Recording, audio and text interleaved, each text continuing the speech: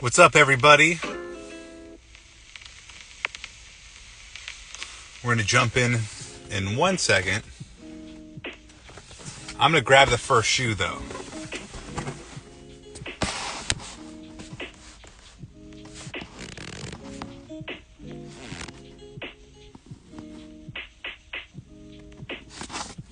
Zaddy.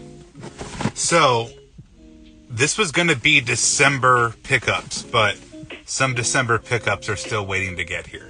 So, we're not quite there yet, but we're getting there. I am going to show you some December pickups. So, we're going to get like halfway there. And it's all going to be Nike and PUMA. So, 5 shoes total, 3 Nike, 2 PUMA. Let's do it. So, the first one here is going to be the Future Rider. And I love these green boxes PUMA's doing. It's a really clean look. It's easily distinguishable in the pile. But this is such a clean look. Like, Easy Rider, Future Rider. There was the Fast Rider. So this is all in that same lineage. There's pieces of the Fast Rider and Easy Rider in here. But what really makes these hit is this toe box. The shape on here is crazy. And a lot of us are wearing new stuff. Retro Nike is popping. But this retro PUMA feel on a new model is something really cool. And a really random feature are these pull tabs in here. But you have the NMD Adidas-like heel counters here, which are something different. I know on one of the Nintendo collabs they put a controller on here, and that looks really good. But overall, there's been a grip of these colors, and there's just little hits. So little hit of green, little hit of blue, little hit of red, but then you just have white, black, and gray for the most part. And you also have what is typical with the Rider series are these heavy, heavy grooves in the outsole. I'm really a big fan of that. It feels good. It does collect dirt, so don't be stepping in mud with these on. But they're a really comfortable feel. If you have a wider foot, you might want to go up a half size. I'm a 12, so naturally you kind of have to go 13. Because they fit narrow here. So you can see how it concaves in. So your foot is on this big of a platform, but your foot's actually going to sit out here. Like when I wear them, my foot is a good couple centimeters or millimeters sitting out on here. But the Future Rider, man, I would like to see an evolution where they have the dots here. The old Riders had these grooves in here sometimes. And there's been so many different Riders. There's been like deluxe versions, limited versions. They've done some pretty cool things there. But I've been wearing these around the house pretty regularly. I almost said outside, but that's not really happening. But the second shoe, we're just going to go back and forth for a bit. We're going to go Nike, PUMA, or I guess PUMA, Nike, PUMA, Nike. But this is the LeBron 8 Retro that came out. And what's interesting is they used the same graphic on the OG box, but on this Retro, it's like shrunken. The image is smaller on the box. So it used to go all the way out to here, but now it's a good 2 inches in. I don't understand why. It's still a new Nike box. I think they just printed it on the top, which is okay with me. As long as they have the original graphic, it looks cool. But these are the Laker colorway. Pull them out here. I've been wearing these nowhere. This one still has a tag on it. This one's been on foot around the house, so I'll use this as the example. But this is truly a 1-to-1 retro. It fits a little snugger. That's what's interesting. So I got a size 12, and all my other LeBron 8s are also size 12, and they don't fit as snug. They're also 0% broken in, so that would probably make a difference. But it's such a beautiful colorway. This purple here, I wish was darker, Nike, a couple different times, has played with Laker purple. I think back to the Kobe 9. There was a low top, I think, a Kobe 9 EM. And that had a really, really ugly purplish pink that was not Laker purple. This is really close. I think it's because of the suede. The dye didn't sit as dark as I think they were planning on.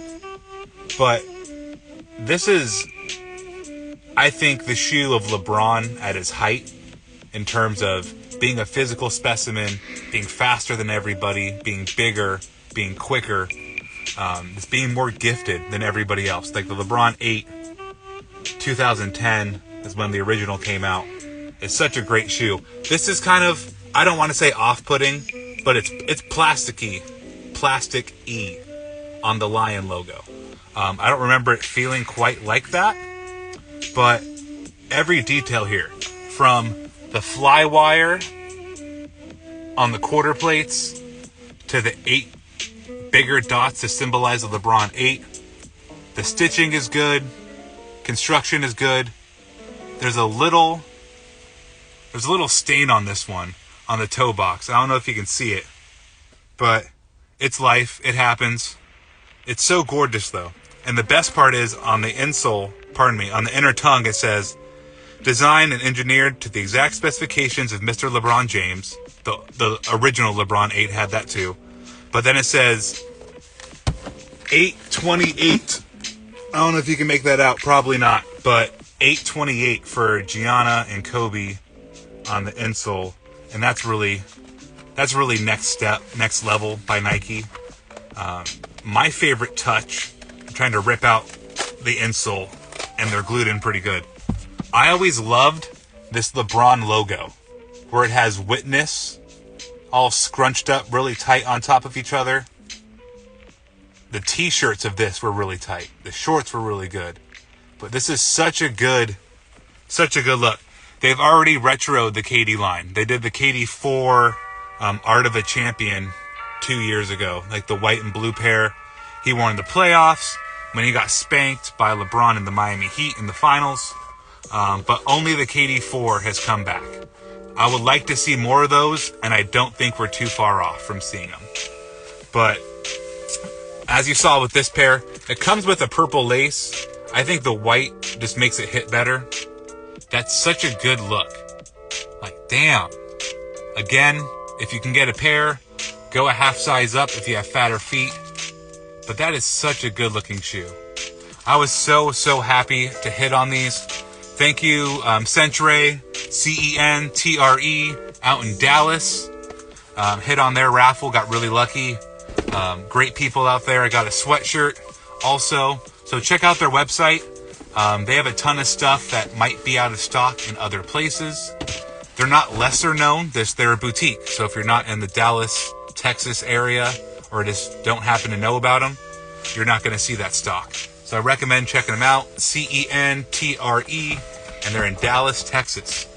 Next up is probably the most fun release of 2020. This is something like all my Mario fans out there know these screens.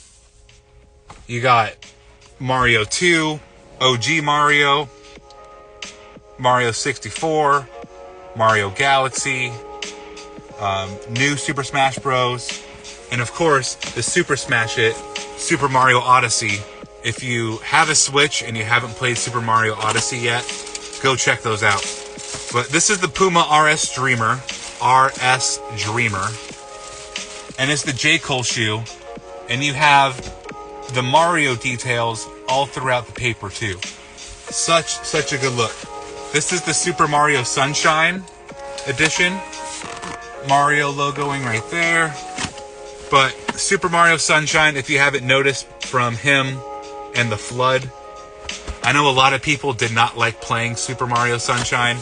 I thought it was fun. The Flood was something different. And this shoe is inspired, I want to say, completely by the waters of Delfino. Really clean. Kind of crazy, but in a good way. Super clean. This water graphic going all the way throughout. is a really good look. I'll stop awkwardly holding that second one. But it's look at the detail on that. And then you have the Super Mario Sunshine detail on the back. Now, what makes this shoe so cool is it not only works as a totally viable lifestyle shoe, but it's a fully functional basketball shoe. You'll see DeAndre Ayton wearing these. You'll see Kyle Kuzma wearing these. I believe Rudy Gay, LaMelo Ball, everybody's favorite right now. This is like the flagship PUMA basketball shoe right now that also happens to be tied in with the rapper J. Cole. So that's 3 different levels of entertainment. You have sport, you have video game, and you have music. And this is done to a level that really honors all 3. It's not corny. Like there's been some PUMA stuff with the Mario where I don't want to say it's corny. It's just a little overly aggressive. This is the perfect mix of paying homage to the game while still having a shoe that looks damn good on the court. So you have PUMA Pro Foam throughout the midsole here, but then you have the RS foam in the heel. The upper is fully knit with a destructive lacing system. And when it says destructive lacing, which means you can do different things with these pull cords, it's just variable. It's a really cool detail here. So it says Super Mario across. And then, I don't know if you can make it out, but you have Mario poking out on the insole. So cool. I love the colorway too. Looks great. And yes, I'm in my sneaker addict. You have some shoes behind me. There's shoes all over here. There's shoes a good 30 feet all the way back. But this was a shoe I didn't think I would enjoy as much until I saw it in hand. I was interested right away when PUMA and J. Cole started doing stuff. I'm a huge J. Cole fan from late nights in college alone, crying. Just kidding. But just his music's always been really good. I've always been interested in what he does.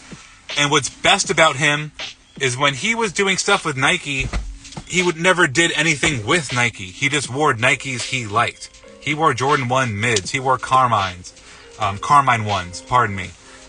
Just whatever J. Cole felt like wearing. And that's what is so approachable to him with me, is how kind of just is the everyman rapper. And it's really, I guess, probably speaks to his knowledge, man. He knows how to put himself out there correctly. So, gotta show these to my son. Yes, if you can go get them, I'll do an end recap. But you gotta get these for your son. I believe they came in youth sizes. I don't know about baby, but I know they came in small feet. So go get one for somebody else. The next shoe I'm gonna bring up is a classic of classics. I'll probably end up doing a whole 1995 shoe like episode someday, but you can probably guess from that intro and this box, it's the Air Max 95. I had my qualms about this pair when it came in.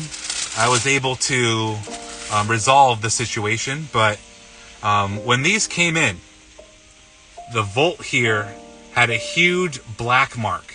It wasn't glue. It looked like mud, like Sharpie mud. I don't know what it was, but luckily Jason Mark makes a fantastic product. That's not a sponsor, but I really do use all of this stuff in my personal cleaning. Got it right out, so that's cool. This shoe is fucking badass, man. I wish the light wasn't so harsh so you can get the Volt hues. But inspired by the epidermis, the thing we're all wearing right now, the layers of our skin. Stop going to the outlet store. This is directly from Finish Line. I don't want to put Finish Line on blast because they did not make the shoe. But I got these. I was quick with it. I didn't do any fancy techniques when these released. I just showed up early and often at Finish Line and I got through. I went a size up. They fit tight. So these are a 13 instead of a 12. Really, really clean shoe. If you're a nerd, they have the PSI down here. I will do a whole 1995 episode because I love these. I love the Air Max. The Nike Air More Up Tempo. I have a couple of those now. So we'll do a whole thing with that. But the construction on these is nice. It's not the best. It's not the best shoe in the world, but it's also far, far, far from the worst. This is not your everyday essential Air Max 95 that you're gonna find at the outlet for $75. This is made with care. The big black mark doesn't really speak to made with care, but that's factory stuff. I can complain about it all I want, but that's a machine somewhere. There's even a little abrasion on the heel bag back here. That kind of sucks. But at the end of the day, I'm going to put pounding into these airbags. So it doesn't matter all that much. I know everybody has had the Air Max scarring, the stretch marks in their Air Maxes at some point in their life. But such a good shoe. I've wanted these since I was a kid, honestly. I worked at Foot Locker in 2012, and they did the engineered mesh version of this. The Air Max 90, Air Max 1, 97. I was just like, dude, why are you giving me an engineered mesh shoe? Give me this. I also did not hit in 2015, and this shoe goes stupid on resale. Like, if you don't hit on these and you wait a year, you're going to be paying like $400. And that pisses me off, so I don't do it. That's the thing about resale. People, if you don't like it, don't partake in it. So, don't do it. If it makes you angry, wait 5 years. This shoe will come back out. If you don't want to pay $1,200 for a Chicago OG Air Jordan 1 High, wait another couple years. It's going to be cheap again. It's all circular. Just chill. RELAX. Relax. Now, this next shoe, I kind of can't keep up with that relax motif because prices are, I think they're going to be a lot. There's going to be a lot going on there. If you can tell by the box, maybe if you have Kobe 1 Protros, you can't tell by the box because it is the exact same one. But the Grinch Kobe 6, I think, is going to keep going up for a while, and then people are going to stop caring. People are going to stop caring about Kobe's death as much. Not me. I won't get over it. But people in general will. Scalpers will get over it. Demand will subside, and we'll have a different landscape with Kobe's. I think we'll have a different landscape with Kobe's. We'll have a different landscape with Nike SBs. We're going to have a very different landscape in, I think, 3 to 5 years. It's not going to look the same. But this shoe is worth it. What sucks about it is you have to pay a lot of money to get it, but it is as advertised. Everything good about this shoe is everything good. I have 0 disagreements with this shoe. Every part of it was uncharacteristically flawless. There's no glue stains. There's no loose threads. There's no chipping. There's no heel counter issues. Like, everything looks good. The Volt to the green apple. See, imagine being outside and having this horrible lighting hit it. It's going to look so crazy. Comes with the red laces. I don't like the red laces. I put the red laces into my 3-gallon storage bag full of laces. But this shoe is going to have some kind of... It's going to have some kind of craziness behind it, because the 2010 version, before this retroed, was $1,200 in a size 12, $1,000 to $1,200. So the retro at $500 to $400 isn't all that bad of a deal. Will it go up to $1,000 10 years from now? Maybe. Of any Kobe, I think this has the capability of doing it. The Orange County Kobe 6 that's coming out is not going to be the same. The All-Star Kobe 6, a lot of people like me like it. That red gradient fade isn't going to be for everybody. There's not like a a real all-star moment. Well, I think he won all-star MVP while wearing the Kobe 6. So that's a pretty big moment. I lied. But they fit true to size.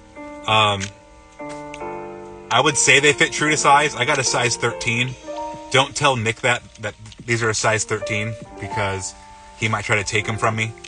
But I wanted to get a 12, but beggars can't be choosers. So I got a 13. So a 13 it is. But it's not too big. I don't swim in it. It's very comfortable. I tie my laces. Call me a dork, but this is how I wear my Kobe's. I will straight up lace them. And I will do Kobe's. I'll do a whole Kobe episode someday. But a little teaser. It's not even a teaser. But this is an OG Kobe 6 box. So this is another pair of Kobe 6s I'll unveil another day. But this box was unparalleled. That shit looks so good. I have basketball shorts that have the same print on them. I have a Kobe jacket that has the same print on it. Obviously, the Kobe 6 had the same print. But this is a good box. Like, there's good boxes, there's boring boxes. The phone right now is sitting on top of a very boring Nike sportswear box that should have had something cooler for it. It's a Stranger Things box, and they should have done more than just have a Stranger Things logo. But very fire. I have a couple Kobe 6s. So I have these, and then you have, it's just a sneak preview. You have like the Fade to Black box that also houses the Kobe 6. So I'll give you a little peek, and then we'll save that for another day. So we'll save those for later. But you've got to bring the boxes back. Like I was talking, the LeBron 8 back here, it has the same image as the OG box, but it's not the OG box. I have an OG box back here. So this is the OG LeBron 8 box.